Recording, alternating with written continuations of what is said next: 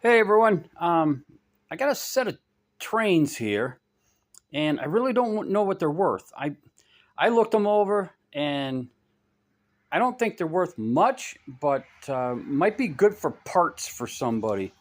The locomotive, this is iffy at best, and it looks like somebody loaded up a whole bunch of lead on the bottom of this thing.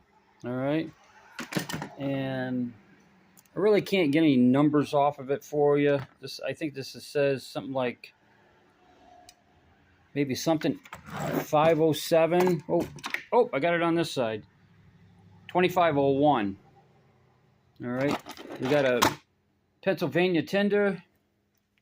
We got a Pennsylvania coach.